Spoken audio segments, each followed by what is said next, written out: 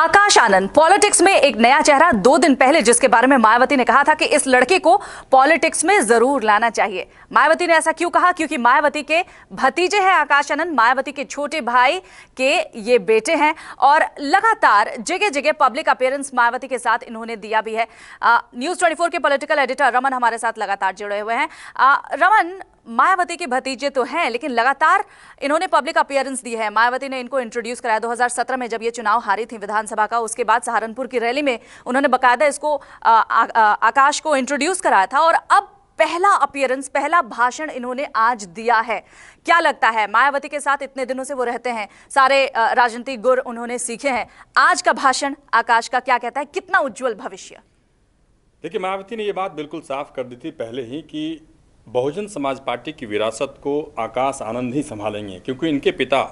आनंद कुमार, जिनको कि मायावती ने बहुजन समाज पार्टी का उपाध्यक्ष बनाया था, लेकिन फिर बीएसपी के उपाध्यक्ष पद से उन्होंने हटा दिया, क्योंकि कुछ विवादों में आने के बाद आनंद को हटाने के बाद ऐसा लगा कि हो सकता है कि मायावती को अब लग रहा है कि उनके परिवार से कोई बीएसपी की विरासत को संभालने वाला नहीं है। और उनके कई करीबी नेता जो कि मायावती के बहुत करीब होकर उन्होंने पार्टी को मजबूत करने का काम किया, लेकिन किसी कारणवश मतभेद पैदा होने के बाद, मैं नसीमुद्दीन सिद्दीकी की बात कर रहा हूं, जिन्होंने कांग्रेस पार्टी ज्वाइन किया और अभी कांग्रेस पार्टी के टिकट से चुनाव भी लड़ रहे हैं। ऐसी कई घटना होने के बाद मायावती को ऐसा लगा कि पार्टी के दूसरे नेता पर भरोसा करने के बजाय अपने परिवार के ही किसी व्यक्ति पर भरोसा करना सही रहेगा। और आकाश आनंद, जिनकी आज स्पीच हुई आगरा में, उस आकाश आनंद को लगातार वो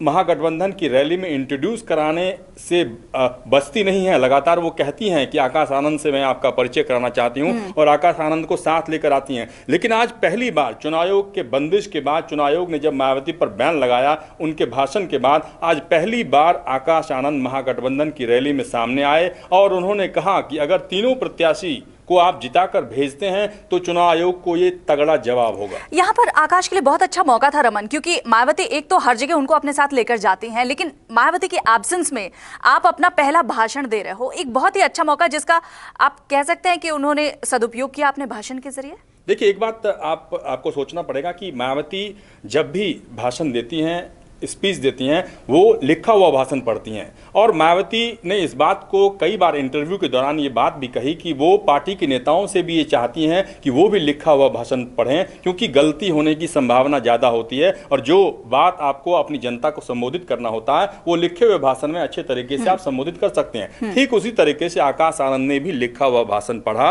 और जिस तरीके से वो जोश पैदा करने की कोशिश कर रहे थे कि जो उनके समर्थक हैं, मतदाता आए हुए हैं, जो भीड़ में लोग आए हुए हैं, उनको इस बात की ओर कोशिश करके उनको मोटिवेट करें कि आने वाले चुनाव के दिन वो महागठबंधन के प्रत्याशी को जीत दिलाएं और चुनाव आयोग ने जो कार्रवाई की है उसके खिलाफ एक आक्रोश पैदा कर सकें। उनका अगर हम पढ़ाई का बैकग्राउंड देखें तो देखिए रमन, वो लंदन से एमबीए करके आए हैं। एमबीए करके आने के बाद बीएसपी की स्थिति जो है अब जो हो गई है, विधानसभा में भी पिछली बार हमने देखा, उसके बाद ऐसी पार्टी के लिए वो सामने आए हैं और उत्तराधिकारी के तौर पर सामने आए हैं। बहुत बड़ी चुनौती होगी आकाश के लिए, बहुत बड़ी चुनौती है, क्योंकि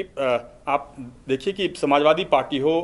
भारतीय जनता पार्टी हो, कांग्रेस पार्टी हो, अब बीएसपी की बात अगर करें तो जनरेशन बदल गया है, चेंज हो रहा है। ऐसी परिस्थिति में आकाश आनंद, जो कि लंदन से पढ़े लिखे हैं, बीएसपी का जो वोट बैंक अभी जुड़ रहा है बीएसपी के साथ, पार्टी के साथ, उनको भी ये एहसास होना चाहिए कि आकाश आनंद के साथ अगर वो जुड़ते हैं तो आगे आने वाले समय में उन्हें दिक्कत नहीं होगी। चलिए, आकाश के लिए आकाश खाली है और उनको यहाँ पर अपना झंडा फतेह करना है। बीएसपी के लिए वो कितनी बड़े दावेदारी अपनी पेश कर सकते हैं, ये भी देखने वाली बात होगी।